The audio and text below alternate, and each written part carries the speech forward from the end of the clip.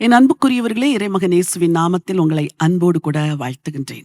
இந்த வாரத்தின் செய்தி உங்களுக்கு ஆசீர்வாதமாய் இருக்கிறது என்று கேட்டு ஆண்டவரை நான் மனதார ஸ்தோத்திரிக்கின்றேன். வாழ்க்கை பாடங்களை கற்றுக்கொள்கிறோம். உங்கள் உள்ளம் மாறினால் உங்கள் இல்லம் மாறும், உங்கள் உள்ளம் மாறினால் உங்கள் உறவுகள் மாறும். ஆகவே உள்ளத்தை வசனத்தின்படி மாற்றிக்கொள்ளுங்கள், உறவுகள் மாறும், குடும்பங்கள் கட்டப்படும்.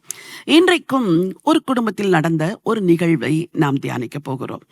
பல குடும்பங்களில் ஒரு மூன்றாம் நபரின் உட்புகுதல் குடும்பத்துக்குள் பிரச்சனையை கொண்டு வருகிறது. அந்த மூன்றாம் நபர் ஒருவேளை சொந்த குடும்பத்தாராக கூட இருக்கலாம். கணவருடைய தாய் தகப்பனோ மனைவியின் தாய் தகப்பனோ எல்லை மீறி உட்புகுந்தால் அந்த குடும்பத்தில் வருவது பிரச்சனை. நீங்கள் இருவரும் கணவன் மனைவியாய் இணைக்கப்பட்ட பிறகு உங்கள் வாழ்க்கையில் இன்னொரு ஆடவரோ ஒரு பெண்ணோ சம்பந்தமில்லாத ஒருவர் உள்ளே வந்து மனைவியின் மேல் கரிசனை காட்டுவது போல ஒரு ஆடவனும் கணவன் மேல் கரிசனை காட்டுவது போல ஒரு பெண்ணும் உள்ளே வரும்பொழுது குடும்பங்களுக்குள் பிரச்சனை வருகிறது. இன்றைக்கு அநேக குடும்பங்களில் இதுதான் பிரச்சனை. கரிசனை என்று சொல்லி உள்ளே வருகிறார்கள். அந்த கரிசனை அதன் பிறகு காதலாய் மாறிவிடுகிறது. அதன் பிறகு சீர்கெட்ட உறவாய் மாறிவிடுகிறது. குடும்பங்கள் உடைகிறது. ஒவ்வொரு திருமணமான பெண்ணுக்கும் ஒவ்வொரு திருமணம் ஆகாத ஆணுக்கும் நான் சொல்லுகிறேன், உங்களை நேசிக்கிற ஒரு எதிர்ப்பாளரிடத்தில் எல்லை மீறி பழகாதிருங்கள். அவர்களுக்கு வேண்டுமென்றால் அவர்கள் மனைவி பார்த்து கொள்ளட்டும், அவர்களுக்கு வேண்டுமென்றால் அவர்கள் கணவன் பார்த்து கொள்ளட்டும். நீங்கள் இன்னொருவரை தொடர்ந்தேச்சையாய் ஒரு உதவி செய்கிறேன் என்று சொல்லி அந்த குடும்பத்திற்குள் உட்புகுவது அவர்கள் இருவருக்கு இடையே இருக்கிற உறவுகளை உடைக்கிறது. ஒவ்வொரு தம்பதியருக்கும் சொல்லுகிறேன், கர்த்தர் உங்களுக்கு கொடுத்த வாழ்க்கை துணைதான் கடைசி வரை. கர்த்தர் உங்களுக்கு கொடுத்த கணவன் தான் கடைசி வரைக்கும். இந்த ரெண்டு பேருக்கு இடையே யார் வந்தாலும் நீங்கள் கவனமாயிருந்து ஒரு எல்லையை அவர்களுக்கு குறிக்க வேண்டும். அந்த எல்லையை நீங்கள் குறிக்காவிட்டால் குடும்பத்தில் வருகிறது பிரச்சனை. ஒரு வசனத்தை வாசிக்க விரும்புகிறேன். ஆதியாகமம் 21:9. பின்பு எகிப்து தேசத்தாளாகிய ஆகார் ஆபிரகாமுக்கு பெற்ற குமாரன் பரியாசம் பண்ணுகிறதை சாராள் கண்டு ஆபிரகாமை நோக்கி, இந்த அடிமை பெண்ணையும் அவள் மகனையும் புறம்பே தள்ளும். இந்த அடிமை பெண்ணின் மகன் என் குமாரனாகிய ஈசாக்கோடே சுதந்திரவாளியாய் இருப்பது இல்லை என்றாள். இங்கே ஆபிரகாமுடைய குடும்பத்தில் பிரச்சனை. சாராள் சொல்லுகிறாள், இந்த மூன்றாம் நபர் என் மதியினத்தால் தான் அவள் வந்தாள், அவளை புறம்பே தள்ளும்.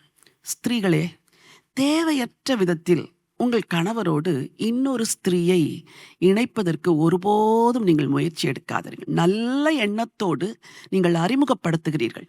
ஆனால் நல்ல எண்ணத்தோடு அறிமுகப்படுத்தின அந்த பெண்ணே உங்களுக்கு முள்ளாய் மாறினதற்கு எத்தனையோ சாட்சிகள்.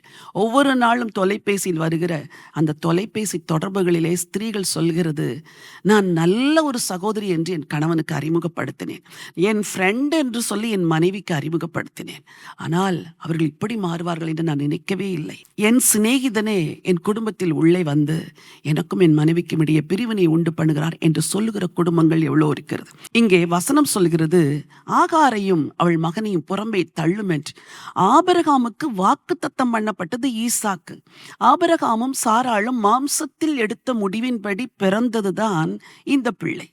இவன் பரிகாசம் பண்ணுகிறான். அவன் ஆவிக்குரியவனாய் இல்லை, பரிகாசம் பண்ணுகிறான். இந்த பிரச்சனைகள் குடும்பத்திற்குள் வரும் பொழுது முடிவை தேவன் கொடுக்கிறார். நான் சொல்லுகிறேன், உங்கள் வாழ்க்கையில பிரச்சனைகள் வரும் பொழுது முடிவு தேவனிடத்திலிருந்து வரட்டும். வசனம் 12. அப்பொழுது தேவன் ஆபிரகாமை நோக்கி, அந்த பிள்ளையையும் உன் அடிமை பெண்ணையும் குறித்து சொல்லப்பட்டது உனக்கு துக்கமாய் இருக்க வேண்டாம். ஈசாக்கினிடத்தில் உன் சந்ததி விளங்கும், ஆதலால் சாராள் உனக்கு சொல்வதெல்லாவற்றையும் கேள் என்று ஆண்டவர் இடைப்படுகிறார். குடும்ப பிரச்சனைகளுக்கு இடையே ஆண்டவர் இடைப்பட்டால் தான் பிரச்சனைகள் மாறும். நீங்களாக தீர்த்து கொள்ள நினைத்தால் சண்டைகள், சச்சரவுகள், வாக்குவாதங்கள், பிரிவினைகள், கசப்புகள் இவைகள் தான் மிஞ்சும். இங்கே இந்த குடும்பத்தில் வந்த இந்த பிரச்சனையில் தேவன் இடைப்பட்டு தேவன் கொடுத்த ஆலோசனை அங்கே ஜெயத்தை கொடுத்தது. கர்த்தருக்கு காத்திருங்கள். உங்கள் குடும்ப பிரச்சனைகளுக்கு கர்த்தரிடத்தில் ஆலோசனை கேளுங்கள். அவர் சொல்வதின்படி நடக்கும் பொழுது ஆண்டவர் குடும்பத்தில் சமாதானத்தை தருவார், சந்தோஷத்தை தருவார். உங்களுக்காய் ஜெபிக்க விரும்புகிறேன். பரிசுத்தமுள்ள தேவனே, நல்ல ஆண்டவரே, குடும்பங்களின் வாரம் என்று சொன்னீர். இந்த வாரம் குடும்பங்கள் இருக்கிற பிரச்சனைகள், போராட்டங்கள் எல்லாவற்றிலும் நீர் விடுதலையை தருகிற தேவனாய் இருக்கிறதற்காக ஸ்தோத்திரம் அப்பா. யார் யாருடைய குடும்பங்களில் எல்லாம் போராட்டங்கள் பிரச்சனைகள் இருக்கிறதோ எல்லாவற்றையும் தேவன் மாற்றி போட வேண்டும் என்று சொல்லி ஜெபிக்கிறேன். உம்மாலே செய்யக்கூடாத அதிசயமான காரியம் ஒன்றுமில்லை. ஆண்டவர் அதிசயத்தை செய்யுங்க, பிளவுகளை மாற்றுங்க. ஆண்டவரை குடும்பங்களுக்குள் வந்த மூன்றாம் நபர் அது எப்பேற்பட்ட கண்ணை போல இருந்தாலும் அதை அகற்றிவிடக்கூடிய ஒரு தைரியத்தையும் துணிச்சலான முடிவுகளையும் தம்பதியருக்கும் குடும்பத்தில் இருக்கிற ஒவ்வொரு பிள்ளைகளுக்கும் நீர் தர வேண்டும் என்று சொல்லி ஜெபம் பண்ணுகிறோம். உம்முடைய திருக்கரத்திலே ஒப்புக் கொடுக்கிறோம். ராஜாதி ராஜா இயேசுவின் நாமத்தில் பிதாவே, ஆமென். பிரியமானவர்களே, உங்கள் குடும்பத்தை தேவன் கட்டுகிற நாட்கள்.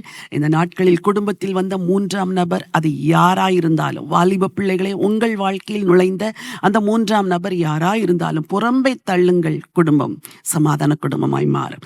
இந்த நினைவோடு இந்த நாளை துவங்குங்கள். இந்த நாள் ஒரு வெற்றி நாள். இந்த செய்தியை பிறருக்கும் பகிர்ந்து கொள்ளுங்கள். God bless you.